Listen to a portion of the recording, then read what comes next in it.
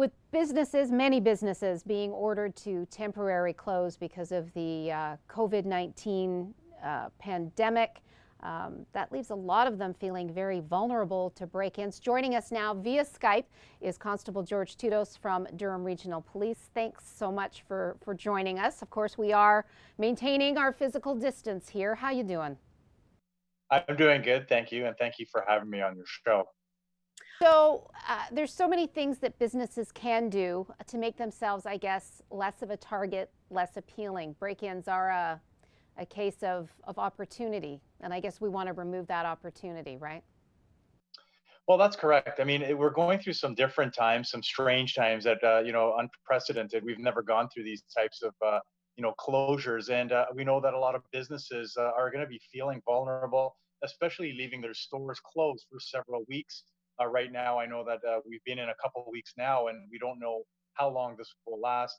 So we have spoken with our community partners and our officers that work within the community to kind of give some tips to store owners so that they can protect themselves. They're small tips that you may already have in place, but some of them are things that you may have not remembered to do. And some of these tips are as simple as lighting. You want to make sure that your property is well lit up. Have maybe even some motion lights outside to deter any criminals or anyone that passes by your property. Also, the interiors are another aspect which people don't really remember, but the interior, make sure that there is lighting inside as well. And you don't want to close the drapes or the blinds completely, because if somebody is inside of your premise, you actually want people from the outside to see this and to contact 911, contact your local police service. So make sure that the blinds are open and it's well lit up so people can actually see inside. And then Yeah, also, I was also going to say that a great tip that I never thought about was putting signage out front to say, that the premises is being monitored by an alarm company and that there's no money left in the till.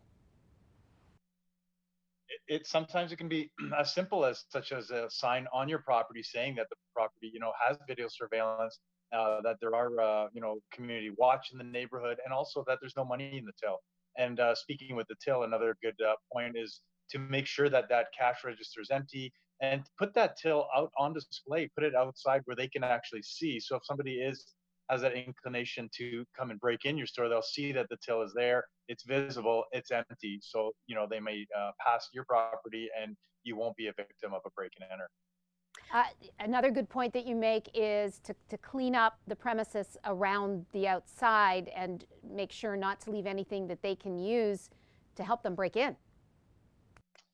And this is, working within law enforcement for 20 years now. I've seen a lot of instances where break and enters, a lot of times it's an opportunity. Just they pass by, they see whether it's a brick, a stone, a garbage can by that premise. They actually will use that and use that in order to break the glass, break the door, and gain entry. So this is, one thing just to kind of look at, make sure there's nothing around your property that they can utilize to break in. And another important item too is a ladder. Make sure there's no ladders, on the side of your premise that they could use to gain access to the roof or to a secondary area where they can break in from a top.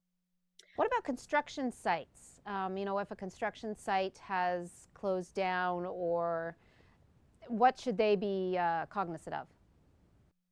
Well, we know that construction sites are still operational. Some of them are still working on their sites, but after hours, make sure that your construction site is securely locked.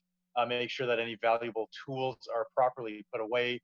Make sure that also that you have the VIN numbers or the serial numbers or any markings of your equipment. Write it down somewhere in case you are a victim. It's easier for the police to track it down later down the road. So make sure that it's lit up at night. Whether you have a security company as well too that continuously monitors the property. That's also another good feature that you may want to have, especially during these times. Okay, Tudos, we're doing this interview March 31st, 2020. I want to mention that because things change so quickly.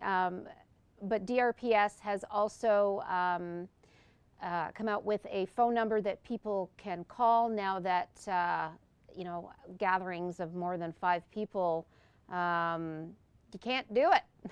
So talk to me about this phone number. What can people report? What should they be reporting? And how can they go about doing it? Well, you're correct on how it's changing every day, and every day the response protocol is different. As of yesterday, March 30th, we have issued out a statement stating that any gatherings of 5 or more people, or anyone, any businesses that are non-compliant, that especially it's required under the Emergency Management and Civil Protection Act. Citizens can now report these to Durham Regional Police, and we have a section within our website, and that's under online services, under community concerns. We also have a secondary option. If you wish to make a phone call, you can contact our non-emergency line, which is the regular line at 1-888-579-1520, and then extension is 5802. Leave us a message. We will be monitoring all of the messages that we receive, and obviously we'll still be focusing our efforts and our frontline officers to the emergency calls for service, and we'll be answering these calls in a timely manner. So have some patience. We are getting numerous calls regarding these types of community concerns. So we are listening, but we ask that you leave a message, be patient, and we will follow up with a lot of these inquiries. Okay. Constable George Tudos from Durham Regional Police, thanks so much for taking the time to join us. Stay safe. You too, stay safe, and thanks again for having me on the show.